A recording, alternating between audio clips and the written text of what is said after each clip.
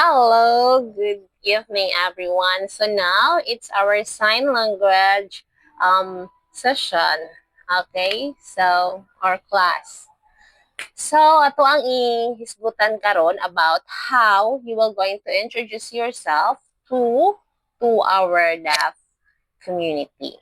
Okay, so naabo mo yung mga times sa inyong life with the hearing community. For example, naatay ma-meet na mga deaf nga murag ganahan ta nga makipag-communicate nila, but it's feel na to nga kanang murag huy ba man usahay o ma-feel na to na what if daghang mga what if mag-stress sa daghang mga sentence ang mga daft niya di kita kasabot usao man nato nakatry na mo ana.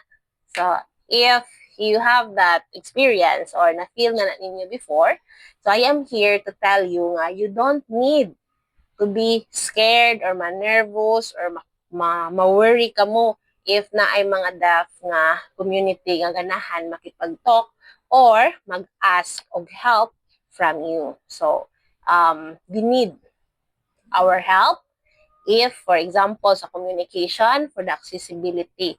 So that's why, as people in a one world, you need to connect everyone. Okay, so I will gonna start how you will going to introduce yourself. Okay, so example, mayroon ka na ay deaf. Dati, what name? Ask ng deaf mo, what is your name? Pero if SL, man siya, what name? What name? Mayroon ka dayan, hi, my name is, or okay ra pod, my name, or ako angan, or my name, okay? Pressy. Imo na i-finger spell. This is a sign for finger spell. Imong i-finger spell, imo hangan. P-R-E-C-Y. Na. Then, space, N, then, tuldok. Mo lang i-use middle name nimo, N, tuldok.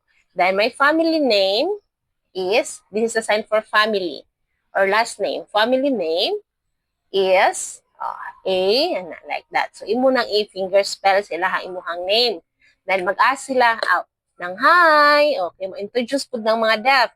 Ako ang name. Example, si Chris. Si Chris, iyahang name. Then, iyahang sign language, iyahang sign name kay kani Chris. Okay? So, let's pretend na wala pa jud mo nag-meet before. So, wala ka pa sign name. Ako, wala pa ko sign name. Example. So, ako, buti ko, mo ask ang deaf. Unsa man imuhang sign name? Ko, wala. So, mag-ask ka sa deaf nga, teach me, unsa ko ang sign name. Kana. Ngayon ang deaf nga, okay, ila ka nang i-observe, imuhang name, Pressy. Ila nang i-observe what is something unique sa imuhang face. Mo na ilahang gamiton as your sign name. Okay? For example, na ako diri alom. Kani, Pressy. This is my sign name. Or, kani, Pressy.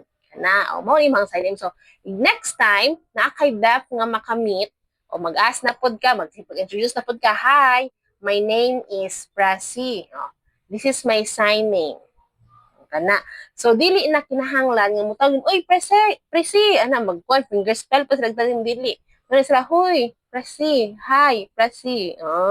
Na. So, that's it. That's how simply, no, you introduce yourself to our deaf community. I hope you've learned.